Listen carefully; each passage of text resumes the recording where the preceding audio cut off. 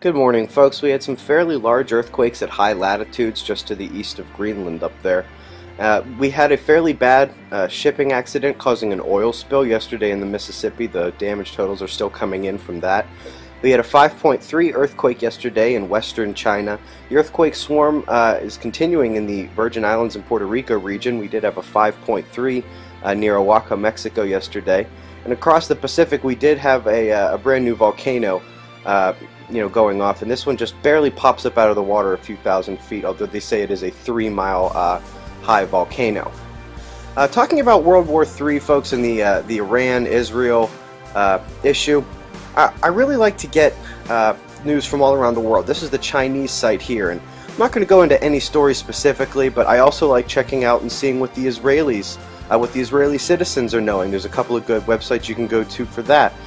In addition to that, you can always go and check out RIA Novosti, which I believe is probably my favorite Russian news outlet. They always have stuff about the Middle East. If you're going to be interested in this topic, you might as well listen to the Tehran Times and see what they're telling their people.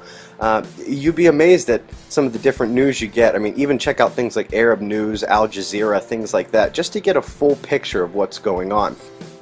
Folks, we've talked about this a number of times over the last few weeks, but since NASA's mentioning it, we'll mention it again. Right now, no matter where you are in the world, if you watch the sun go down past the horizon, Venus and Jupiter are going to be trailing it right there. It doesn't matter where you are, you can see it. Now, I'm going to pull up the timeline here. You can see I'm just going day to day, and you can see there goes the moon, and Mercury's coming up. But you can see they're getting ready to conjoin up there, and I actually have to take it an hour later because we're moving towards summer in the northern hemisphere here. But yeah, they're going to basically be conjoining in the sky. Their closest point's probably going to be around the 12th or the 13th, depending on how exactly that plays out. But it's going to be an interesting month of March for conjunctions and oppositions. At the beginning, we start off with with Mars on the opposite side of Earth from the Sun, and then as we go through March, Venus and Jupiter are conjoining. Saturn's actually on the opposite side there in opposition of those two. But when we get to March 22nd, you can see we had an alignment with Mercury and the Sun, and we actually have a new moon there, so the moon is actually going to be in line right there with Mercury and the Sun on March 22nd. So we do have a lot of alignments. When it comes to the more specific stuff on this topic, folks, go to this guy right here. He's the expert, DC Symbols.